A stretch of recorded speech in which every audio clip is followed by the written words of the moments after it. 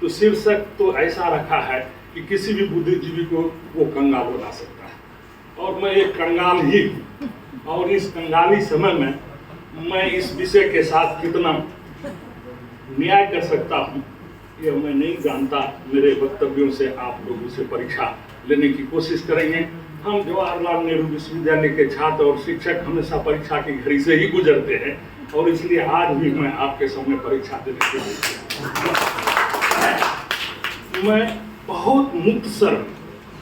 पहले तो ये है आज का समय क्या है, समय और साहित्य, फिर है चुनौतियां और दिशा। ये 4 शब्द है जो लोडेड कॉन्सेप्ट जिसे कहते हैं, बड़ा लोडेड भरा पड़ा, पूरा अवधारणाओं से भरा पड़ा है। और उन सभी लोडेड कॉन्सेप्ट के ऊपर विस्तार पूर्वक चर्चा करूं उतना तो हैसियत नहीं है, लेकिन थोड़ा सा मैं चलते फिरते चीजों को आपके सामने रख देता हूं कि आज का समय क्या है। आज का समय, हम जब आजाद हुए तो हम उपनिवेशवाद से आजाद होकर के उदारवादी जनतंत्र में प्रवेश किए थे, और आज का समय नव उदारवादी जनतंत्र में हम मौजूद हैं। ऐसे नव उदारवाद कोई जनतंत्र का जगह है नहीं, लेकिन हम नव उदारवादी दौर में पहुंच चुके हैं। कमाल साहब ने उन्मंडलीकरण की बात बहुत विस्तार से बताई है, और इन्होंने जो यात्रा की उदारवाद से नव उदारवाद का जो समय आया है, तो नव उदारवाद के समय की बात, ये जो है ये क्या चीज हमारे सामने प्रस्तुत कर दिया है, कौन सा समय प्रस्तुत कर दिया है। तो वो समय हमारे लिए 2-4 चीजें हम रखे हुए कि नव उदारवाद जब से आया, ये एक बुनियादी सिद्धांत है कि जब जब किसी भी समय में विश्व पूंजीवाद ने किसी राष्ट्र पूंजीवाद के अंदर हस्तक्षेप किया है, तब भारी निरंकुशता का माहौल पैदा हुआ है। जब जर्मनी में हिटलर के समय में विश्व पूंजीवाद ने अपने को स्थापित किया तो हिटलर पैदा हो गया, निरंकुशवाद पैदा हो गया। उसी तरह उदारवाद के समय नहीं, पूंजीवाद विश्व पूंजीवाद ने अपनी पकड़ नहीं बनाई थी, लेकिन 1990 के बाद जिसको हमने उसके शर्त को मान लिया है और उसको हमने लागू किया है, क्योंकि 1990 में सोवियत यूनियन का विघटन होता है, उसके बाद नई विश्व आर्थिक व्यवस्था के ऊपर चर्चा होती है। पहला मार्गरेट थैचर और रीगन बैठते हैं, उसके बाद वाशिंगटन कंसेंसस होता है। वाशिंगटन कंसेंसस में हजारों जो बुद्धिजीवी हैं पूंजीपति के, उन्होंने निर्णय लिया एक अब फिर से ये जो हमारे हाथ से दुनिया निकल चुकी है शोषण के लिए, उसको अपने मुट्ठी में कैसे लिया जाए और फिर से शोषण की चक्की में कैसे घसीटा जाए। उन्होंने एक सिद्धांत दिया जिसे कहते हैं नव उदारवाद का सिद्धांत। और नव उदारवाद के सिद्धांत को किस रूप में उन्होंने लागू किया है, जरा उसे देखिए और उसका परिणाम देखिए। क्योंकि परिणाम इसलिए मैं बताना चाहता हूँ, समय उन्होंने यही हमारे सामने रख दिया है। पहला चीज जो उन्होंने रखा है कि निजीकरण। देखिए, लोग कहते हैं 2 बातें, आपका ध्यान आकृष्ट करना चाहता हूं। कहते हैं कि निजीकरण जो है, यह जो है इससे एक नीति जो है नहीं है, क्योंकि उनके दिमाग में हमेशा निजीकरण को नीति के रूप में नहीं देखते, लेकिन हमेशा प्राइवेटाइजेशन एक पॉलिसी के रूप में इंट्रोड्यूस किया गया। पॉलिसी को कभी भी उन्होंने एक अलग से किसी चीज को नहीं। तो मेरा कहना यह है कि भ्रष्टाचार की कोई नीतियां नहीं होती, नीतियों में भ्रष्टाचार होता है। नीतियां यदि प्राइवेटाइजेशन तो हजार भ्रष्टाचार हो जाए। और यही भूमंडलीकरण ने सबसे पहले कहा निजीकरण, दूसरा कहा ओपनिंग ऑफ द मार्केट, मतलब अपने राष्ट्र जो संप्रभुत्व राष्ट्र हैं उसका मुंह खोलो, उसमें हम जो है मुक्त बाजार के लिए घुसेंगे। दूसरी शर्त ये थी कि हम मुक्त बाजार के रूप में आप अपना खोलिए और उसमें हम अपना बिजनेस चलावेंगे, और ये आपको शर्त मानना है, और हमने माना है।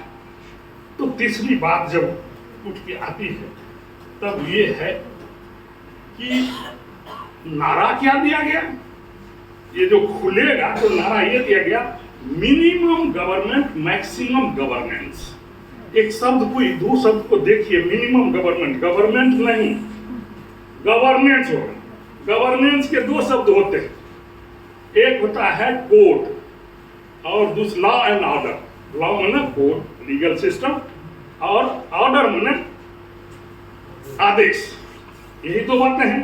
तो कोड और आदेश माने कुटैया, कोट और कुटैया, कोट और कुटैया, यही है मिनिमम गवर्नेंस मैक्सिमम गवर्नेंस।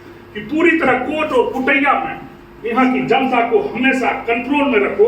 और मिनिमम गवर्नमेंट, गवर्नमेंट कोई बिजनेस नहीं करे, गवर्नमेंट कोई राष्ट्रीय संपत्ति के ऊपर उसका कोई अधिकार नहीं होगा, उसका काम बिजनेस करना नहीं है, उसको बेचो सब सारी चीजें। ये विमुद्रीकरण के समझौते हम करके आए, समझौता हमने शर्त कबूल कर लिया है 1990 में।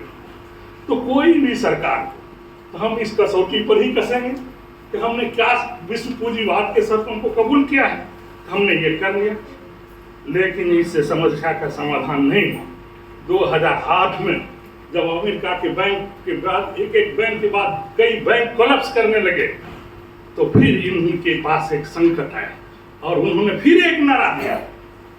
वो देखिए आज की परिस्थिति में वो नारा क्या है, socialisation of loss and privatisation of property, privatisation of profit. लाभ को निजीकरण के रूप में हमारा जो लाभ होगा इस देश के अंदर वो निजी लोगों का होगा। सोशलाइजेशन ऑफ लॉस, ये राष्ट्र की जितनी भी हानियां होगी वो जनता से है। सोशलाइजेशन का समाजीकरण होना चाहिए, हानि का समाजीकरण होना चाहिए और प्रॉफिट का प्राइवेटाइजेशन होना चाहिए। ये 2008 के बाद फिर वर्ल्ड बैंक के लिए कुछ हमारे नेता बड़ा बढ़ चढ़ करके अच्छे अच्छे शब्दों का इस्तेमाल करते हैं। उनका शब्द नहीं है, ये विश्व बैंक का शब्द है, ये मल्टीनेशनल का शब्द है, ये IMF का शब्द है, जिसको हम बहुत नाच नाच करके कहते हैं। शब्दों को हमेशा ये समझिए कि शब्द जब विश्व पूंजीवाद देता है वो अपने अर्थ को ला करके देता है। और इसलिए ऐसे ऐसे शब्दों को हम हमारे नेता बराबर बोलेंगे कि मिनिमम गवर्नमेंट मैक्सिमम गवर्नेंस, ये बोल करके बुद्धिजीवियों को और आम आदमियों को वो हिप्नोटाइज करने की कोशिश करता है। हम बहुत बड़े बुद्धिजीवी हैं, लेकिन यह बहुत ही खतरनाक से खतरनाक नारा है जिसमें गवर्नमेंट की कोई भी भूमिका नहीं रहेगी, केवल गवर्नेंस की रहेगी। वो अभी लॉ एंड ऑर्डर का होगा और लॉ ऑर्डर में केवल कुटैया और आदेश होगा और केवल आम आदमियों को वो कोर्ट के अंदर घसीटने का। और यही हमारे सामने में उस समय हमारे सामने में रख दिया है। और तब ये कैसे होगा, तो पहले ही हमारे देश में ये कह दिया गया कि बहुत कड़े फैसले लेने। निरंकुशता का पहला आह्वान उन्होंने कर दिया जिस समय सरकार में आया, बड़े कड़े फैसले लेने हैं। तो कड़े फैसले कभी जनता के हित में नहीं रहे। इस 8-9 वर्षों में हमें कोई बता दे कि कड़े फैसले जितने भी लिए गए, कोरोना को अवसर में बदल दिया। और जब विस्थापन का दौर शुरू हुआ तो उसमें हमारा नेतृत्व, हमारे देश का नेतृत्व क्या कहा कि जो विस्थापित लोग हैं वो तपस्या की और कोरोना को अवसर में बदल दो। और इतना अवसर में बदल दिया उसने कोरोना को कि आप कोरोना के उस अवसर को आप देखेंगे तो आज भी पूरे देश की तमाम संपत्तियां बेची जा चुकी है। ये कोरोना को अवसर में बदलने का जो एक परिणाम है वो समय हमारा आज का आप देख सकते हैं। और इसलिए साथियों, बड़ी संजीदगी से विश्व पूंजीवाद के तेवर को जानना जरूरी है, क्योंकि हम आज उसके ही चंगुल में फंसे हुए हैं। और ये कोई राष्ट्रीय के पूंजीपति कोई हमारा नीति तय नहीं कर रहा है। हमने बस विश्व बैंक, IMF, WTO के समझौते को ला करके इस देश के अंदर लागू किया है, इसलिए हमारा समय बदला हो।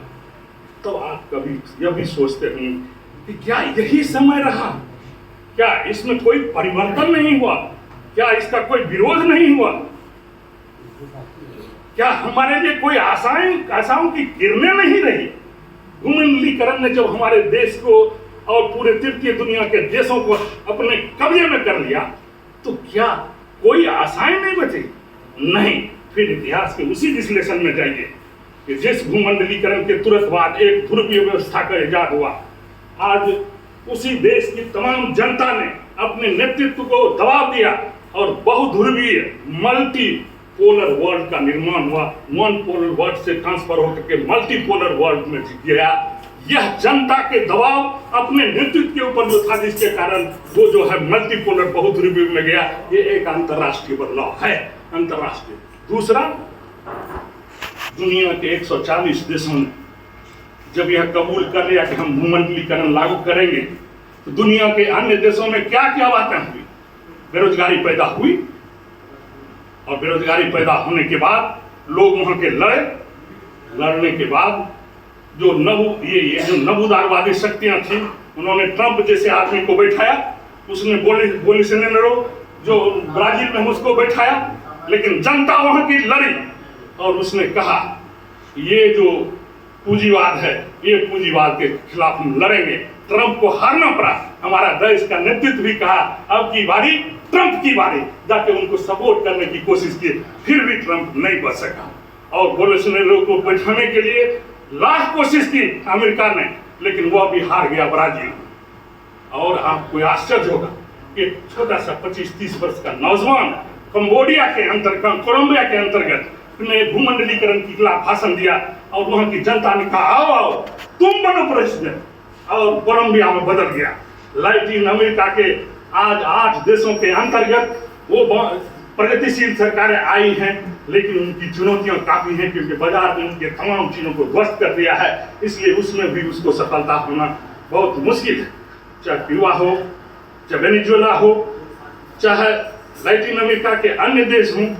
चिली में 10 वर्षों तक अमेरिका ने यह कोशिश किया कि यहाँ केवल वही सरकार है जो वो चाहती है, लेकिन 10 वर्षों के बाद फिर चिली में सत्ता पलट गई और चिली में तमाम प्रकार के प्रगतिशील शक्तियों ने लिया। लेकिन उसके साथ हुआ क्या है, बाजार में जैसी चुनौतियों पर पैदा करती है कि वो बेचारा तस से मस होकर के वो कुछ कर नहीं पा रहा, और इसलिए फेल्योर की स्थिति में जाएगा। लेकिन जनता ये समझती है कुछ करेगा तो यही करेगा, इसीलिए आज भी मुडरो के साथ वेनेजुएला में लोग मौजूद है, और इतने कठिन परिस्थिति में भी मुडरो कई बार चुनाव जीत चुका है। इसलिए साथियों, ये बात है, हिंदुस्तान के पैमाने पर भी हमें आशाओं की किरणें हैं, और वो आशाओं की किरणें हैं। क्या बिहार के अंदर गठबंधन टूटता है, ये कोई आशा नहीं तुम्हें पैदा करता है? क्या कर्नाटक के अंतर्गत एक नया बदलाव होता है? क्या हमारे लिए कोई आशाएं नहीं पैदा करता है? हम बुझे लोग नहीं हैं। हमारी एक अंतर्दृष्टि है जो समाज में बदलाव को देखने के लिए हमेशा जो है रहती है, उसमें सूक्ष्म दृष्टि हमारी मौजूद रहती है और बदलाव को देखने की कोशिश करती है। ये आज का समय है, ये निरंकुश समय है। इस निरंकुश के सवाल पर भी तो हम कहते हैं, और उन सभी कवियों को और लेखकों को भी याद करते हैं जिन्होंने इस निरंकुश शासन के खिलाफ अपने जमाने में अपना नए उन्वानों को रखा है। क्या जुल्मतों के दौर में भी अमन के गीत गाए जाएंगे? तो प्रगतिशील लेखक संघ और प्रगतिशील ताकतों का यह कहना, हाँ, जुल्मतों के दौर में भी मुक्ति के और अमन के गीत गाए जाएंगे। ये सवाल है, ये प्रगतिशील लेखक आंदोलन की ताकत है। हम उस गमले में पौधे हैं जिसमें दलित भी है, जिसमें स्त्री भी है, उसमें हर प्रकार के लोग हैं।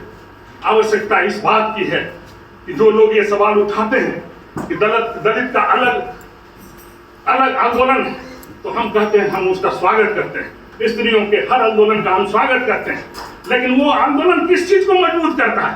निरंकुशतावादी जो शासन है उसी के खिलाफ तो वो आंदोलन है। हम उन सब का स्वागत करते हैं, और हमें उसके साथ एक हमेशा सह संबंध और सहचार्य का संबंध बना के रखना होगा। उनको इनके प्रति खिलाफ में खड़ा करने की जरूरत नहीं है। दलित आंदोलन को प्रगतिशील लेखक आंदोलन के खिलाफ खड़े करने की जरूरत नहीं है, प्रगतिशील को दलित के खिलाफ नहीं। ये सब प्रगतिशील जनता, मानवता और इंसानियत के आंदोलन है। इन सबों के साथ एकता स्थापित करने की जरूरत है। प्रगतिशील लेखक संघ इसके हामी है, और यदि ऐसी बात नहीं होती तो चतुरी चमार जैसे लेखन की क्या आवश्यकता है, बलचन्मा जैसे उपन्यास की क्या आवश्यकता है, बाबा बटेश्वर नाथ जैसे उपन्यास की क्या आवश्यकता थी? ये सब तो गरीब आदमियों के लिए ही और नीची जाति और दलितों के लिए ही तो ये सवाल उठते रहे। कभी कभी लोग ढूंढते हैं कि प्रगतिशील लेखक संघ में दलित का कितना हिस्सा है, तो हम उनको भी जरा से याद दिला देते क्योंकि ये एक बहुत ही सटीक सवाल हमारे सामने आ जाता है और तब हम हड़बड़ा जाते हैं। तो हड़बड़ा जाने की बात नहीं है, हम उन लोगों में से नहीं है कि हम कहते चले कि हमारे में ये दलित है, लेकिन दलित आंदोलन का हिस्सा है हमारे प्रगतिशील लेखक आंदोलन के बीच में। ये बात दीगर है तो उनको हम कितना अपना, जैसे कल आज गीत गाए गए हैं, तो जिंदा है तो जिंदगी के जीत में यकीन करे, ये तो सैलंदर हिंदुस्तान में ये जो बिहार का दलित है वही में तो गया है। इतना ही नहीं, बहुत सारे ऐसे लेखक और कवि, कुछ कम्युनिस्ट पार्टी के लोगों को भी देखने की जरूरत है। कम्युनिस्ट पार्टी की जब स्थापना हुई तो 2 महीने तक कम्युनिस्ट पार्टी का चेयरमैन सिंगरावली चट्टे को बनाया गया। सिंगरावली चट्टे दलित थे और उसको बनाया गया था चेयरमैन। ऐसे हम नहीं खोजते, हम मानवता के उन चीजों को खोजते हैं जिसमें सब कोई हो, इस गुलदस्ता में सब कोई हो, उन सब का आदर होगा, सबकी एकता होगी और एक दूसरे को खड़ा करके नहीं। आज का है वक्त की आवाज है, मिल के चलो, आज की आवाज ही है कि मिल के चलो, ये है आज का समय। तब अब समय के बाद साहित्य की रचना तो बहुत तेजी से बढ़ी है भूमंडलीकरण के दौर में, और साहित्य ने अपनी भूमिका अदा की है और बहुत ही ज्यादा साहित्यकारों को सामना करना पड़ा है। केवल हिंदुस्तान में नहीं, दुनिया के हर एक पैमाने पर, चाहे आप अफ्रीका के गुग्गीवा थेंगों को देखेंगे, उनको भी जेल में रखा गया, उनकी पत्नी के साथ रेप किया गया। उस साहित्यकार का भी हम अभिनंदन करते हैं, वो भी प्रगतिशील लेखन के बहुत बड़े पुरोधा है। तो हम उन साहित्यकारों को जो अफ्रीका के वोले सेंका हैं या चिन्वे अचेवा, इन लोगों ने भी कठिनाइयां झेली हैं। तो हम वहाँ से जब लौटते हैं तो अरब के साहित्यकार खलील जिब्रान भी आप देखेंगे, तो खलील जिब्रान की भी बातों को हम प्रगतिशील लेखक उसको जो है आपस में जो है उसको शेयर करते हैं और हम अप्लॉज करते हैं कि वाह, खलील जिब्रान की कैसी उसका कैसा साहित्य है और उनको कौन सी कठिनाइयों का सामना न करना पड़ा। और हमारे इस गुलदस्ते के अंदर और अंतर्राष्ट्रीय लोग हैं जो हमारी दिशा को निर्धारित करते हैं। वो हमारी दिशा को कैसे निर्धारित करते हैं? यदि हम ये कहें नागार्जुन बाबा, किसकी ये जनवरी, किसका ये अगस्त है, कौन यहाँ मस्त है, कौन यहाँ पस्त है, गिन लो बच्चे के छाती में क्या ठोहा है, इस प्रतीकों के साथ आते हैं, चुहिया के प्रतीकों के साथ आते हैं। इसलिए हमारे साहित्य में जो चुनौतियां हैं वो प्रतीक का, और प्रतीक जो साहित्य के अंतर्गत लिए जाते हैं उससे अस्पष्ट प्रतीक का जो है, प्रतीक का स्पष्टीकरण नहीं हो पाता। यह साहित्य के लिए बहुत बड़ी चुनौती भी हमारे सामने मौजूद है। ऐसे बहुत सारे कवि हैं जो हमारे दिशा को निर्धारित करते हैं, जिसमें हमारे फैज का भी हम कहेंगे लाजिम है कि हम भी देखेंगे। हम अहले सफा मरदूदे हरम मसनद पर बिठाए जाएंगे, जब तक गिराए जाएंगे, जब ताज उछाले जाएंगे। यह भी हमारे संदेश और हमारे दिशा का निर्धारण करेंगे। तो हमारे यहाँ यह भी होगा कि वो सुबह कभी तो आएगी, वह सुबह कभी तो आएगी। यह भी आशाओं का हमारे लिए प्रगतिशील लेखक संघ के उन पुरोधाओं ने दिया है जिसको हम याद करते हैं। और कितने का मैं नाम गिनाऊंगा, चाहे यूरोप के अंदर बर्टोल्ट ब्रेख्त हों, चाहे चीन के अंदर लू सून हों, चाहे और जगह के लोग, एंटन चेखोव की चर्चा हुई।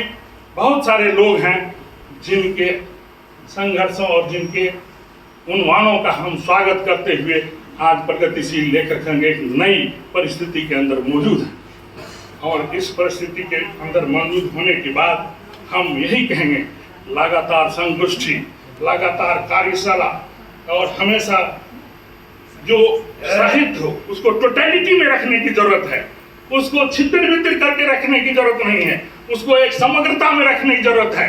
जब मैं समग्रता का बात कहता हूं तो उसमें इंटरडिसिप्लिनरी है, इंटर सोशल इंटरेक्शंस हैं।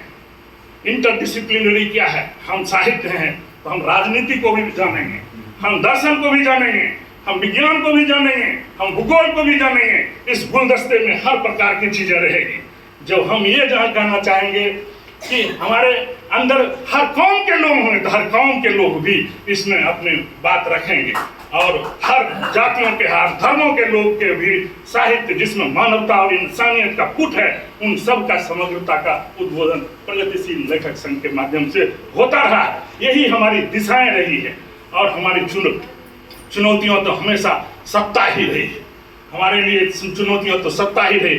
सत्ता चाहती है कि साहित्य का आवाज बंद रखे, लेकिन साहित्य की परिभाषा ही जब प्रगतिशील लेखक संघ ने ये दे दी है कि साहित्य राजनीति के आगे चलने वाली मशाल है, तो हर राजनीति जब मरती भी है, राजनीति गांव पड़ती है, तो साहित्य हमेशा झंडा उठा करके अपना चलते रहता है और अंत में राजनीति को भी उसी झंडे के अंतर्गत चलना पड़ता है।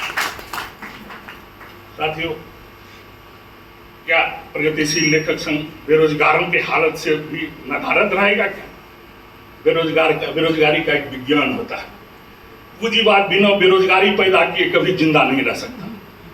पूंजीवाद बिना बेरोजगारी पैदा किए जिंदा नहीं रह सकता। जिस देश के अंदर बेरोजगारी है, समझिए वहां का नेतृत्व पूंजीवाद का समर्थक है। चाहे हमारा बिहार हो, चाहे हमारा दुनिया का कोई भी देश हो, बेरोजगार है मतलब पूंजीवाद है, क्योंकि सस्ता श्रम उसे चाहिए। बेरोजगारी पूंजीवाद का विज्ञान है और बिना बेरोजगारी का पूंजीवाद जिंदा नहीं रह सकता। और इसलिए बेरोजगारी के सवाल पर भी ये तमाम सवालों के जो आंदोलन चलते हैं, उनके साथ में प्रगतिशील लेखक संघ की एकजुटता हमेशा से जाहिर रही है और जाहिर रहेगी। और यह हम समझते हैं, हम उस ख्वाब में जिएंगे कि राज करेगी खल के खुदा जिसमें हम भी हैं और तुम भी हो। राज करेगी खल के खुदा जिसमें हम भी हैं और तुम भी हो। लाजिम है कि हम भी देखेंगे। अहले सफा मर्दुदे हरम मसनद पर बिठाए जाएंगे, जब तख्त गिराए जाएंगे, जब ताज उछाले जाएंगे। ये भाई साहब फायद ने हमें सिखाया।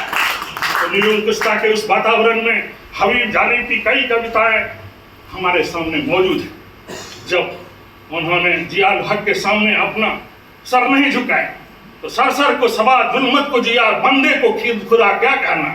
हुक्मरां हो गए कमीने लोग, खाक में मिल गए नगीने लोग। राहजनों ने जो राहजनी की थी, रहबरों ने क्या कमी थी, खुल करके उन्होंने गाया और उनको अरेस्ट कर लिया गया। साहित्यकार को इसकी कोई गम नहीं है, हमें अरेस्ट कर लिया। हबीब जालिब ने एक स्त्रियों के आंदोलन में पार्टिसिपेट किया। वो साड़ियां पहन के जा रही थी और उसके ऊपर सरकार ने बैन लगा दिया और सारी स्त्रियां चिल्लाने लगी, उसको मारपीट करने लगा सरकार की तरफ से। तब जाके हबीब जालिब ने जाके वहाँ अपना उन्वान छेड़ा और महिलाओं के साथ वो गाना फिर अपने महिला मुक्ति के ऊपर उन्होंने गाना गाया। इसलिए साथियों, हमारी दिशाएं तय, वो दिशाएं तय, इंसानियत, सद्भावना, ये तमाम चीजों के लिए जिसमें जनता को राहत मिल सके। आम गरीब आदमी से लेके एक नीचे से नीचे तबके के लोगों के जो है अधिकार सुरक्षित रख सकें, उसके लिए प्रगतिशील लेखक संघ की दिशाएं हमारे पूर्वधाओं ने उसे स्थापित की है। हम उसके तलबगार हैं, हम उसके आगे बढ़ाने के लिए हम उनके सिपाही हैं। मैं बहुत सारी बातों को और भी रखना चाहता था, क्योंकि बहुत सारी चीज़ें बहुत सारे मेरे साथियों ने रख दी, इसलिए मैं नहीं चाहता हूँ कि उन चीज़ों को दोहराऊं। जहाँ तक एक और है, आज के पूंजीवाद का जो उन्होंने सवाल उठाया कमाल साहब ने, productive capitalism versus colonial capitalism का इन्होंने सवाल उठाया है। आज के पूंजीवाद की यह ताकत समाप्त हो चुकी है, वह भिखमंगा हो चुका है। जो पूंजीवाद 1960 से लेकर 1970 और 80 तक था, वो अब भिखमंगा हो चुका है कॉलोनियल कैपिटलिज्म के सामने में। पहले का पूंजीवाद जो था वो इंडस्ट्री एस्टैब्लिश करता था, अपना माल बेचता था, कमाता था, लेकिन इंडस्ट्री एस्टैब्लिश करके वह रोजगार भी तो देता था। ये प्रोडक्टिव कैपिटलिज्म के बारे में प्रभात पटनायक ने कहा कि ये प्रोडक्टिव कैपिटलिस्ट जो है अब भिखमंगे की स्थिति में आ चुका है। इसलिए हमारा अलायंस उनके साथ भी होगा जो भीख मांग रहे पूंजीपति हैं, उनको भी कहेंगे अपने बड़े पूंजीपतियों के खिलाफ लड़ो। हम कहते हैं कि राष्ट्रीय पूंजीपति भी आओ हमारे साथ। यदि तुम्हारे खिलाफ तुम कुछ भी आवाज है, तुमको अपनी आवाज है उस अंतरराष्ट्रीय पूंजीपति के खिलाफ, तो आओ हम राष्ट्रीय पूंजीपति के साथ भी हाथ मिलाने के लिए तैयार हैं। क्योंकि थोड़ा सा चंद ही मोहलत मिल जाए जनता को, इतनी सा तो हम किसी के साथ जाने के लिए तैयार है, लेकिन जनता को थोड़ा मोहलत मिलना चाहिए। मैं अपनी बात समाप्त करता हूँ। मैं बहुत सारे चीज़ों को कभी और समय मिलेगा तो मैं रखूँगा। आप लोगों का बहुत बहुत आपने बर्दाश्त किया और मैं आपका बहुत बहुत